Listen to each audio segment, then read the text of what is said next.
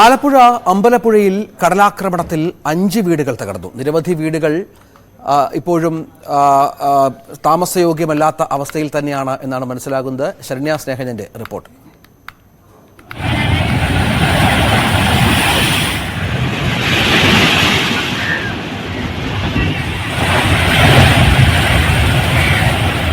മഴ കനത്തില്ലെങ്കിലും ഒരാഴ്ചയായി തുടരുന്ന കടൽക്ഷോഭം ആലപ്പുഴയിൽ നിരവധി വീടുകൾ കവർന്നു. അമ്പലപ്പുഴ വടക്കു പഞ്ചായത്ത് 14-ാം വാർഡിലാണ് ഏറ്റവും രൂക്ഷം. ഒറ്റ ദിവസം കൊണ്ട് വീട് പൂർണ്ണമായി കടലെടുത്തതായി അശോക് കുമാർ പറയുന്നു. 2 പിഞ്ചു കുഞ്ഞുങ്ങൾ ഉൾപ്പെടെയുള്ള കുടുംബം തൊട്ടടുത്ത അങ്കണവാടിയിലാണ് താമസം. പേടിച്ചവിടെ കിടക്കുന്ന കുഞ്ഞിനെ കൊണ്ട് ഭയങ്കര ബുദ്ധിമുട്ടാ.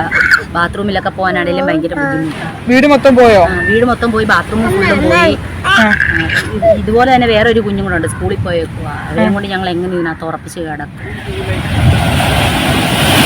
പലരും പകൽ മുഴുവൻ കടൽ പകുതി വിഴുങ്ങിയ വീട്ടിൽ ചെലവഴിക്കും. രാത്രിയോടെ ക്യാമ്പുകളിലേക്ക് മടങ്ങും. കടലിനോട് മല്ലടിച്ച് പരാജിതരായി ഒടുവിൽ പുനരധിവാസം തേടുകയാണ്. നമുക്ക് ഇനിയെങ്കിലും ഒരു പുനരധിവാസം ഉണ്ടാവണം. നമുക്കതാണ് ഏറ്റവും അത്യാവശ്യം എന്ന് പറയുന്നത്. ബാക്കിയുള്ള വീടുകളിലേക്ക് ഒരു അവസ്ഥ, അപ്പൊ ഇത് ഈ നിൽക്കുന്ന ഇത്രയും വീടുകൾ പോയി കഴിഞ്ഞാൽ ബാക്കിയുള്ള വീടുകൾക്ക് ഇത് സംഭവിക്കാതിരിക്കാൻ പറയാൻ പറ്റത്തില്ല. കടലിന്റെ കാര്യമാണ്.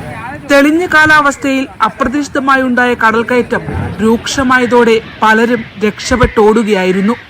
വീട് തകർന്നു വീണ മകൾക്ക് തലയ്ക്ക് പരിക്കേറ്റതായി ദിവാകരൻ എന്ന മത്സ്യത്തൊഴിലാളി പറയുന്നു. മൊത്തം കയറി പേരക്കകത്ത് കയറി കാലൊക്കെ ഒതുക്കി മാക്ക് തല തുറന്നു. ഞാൻ നേരത്തെ പറഞ്ഞില്ലേ 9 സ്വിച്ചുണ്ട് ആശുപത്രി, മണ്ടാന ആശുപത്രി. വീടിടിഞ്ഞു വീണതാണോ? കട്ട പാറക്കല്ലുകൾ അടിഭാഗത്തായി വിതറി ടെട്രോപോഡുകൾ ലോക്ക് ചെയ്താണ് കടൽഭിത്തി നിർമ്മാണം നടക്കേണ്ടത്.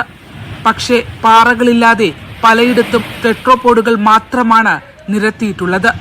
അതുകൊണ്ട് തന്നെ തീരശോഷണം പാരമ്യത്തിലാണ്. അതിവേഗത്തിലാണ് കടൽ കര കവരുന്നത്. ഇതിനെതിരെ തീരദേശവാസികളുടെ പ്രതിഷേധം വ്യാപകമാവുകയാണ്.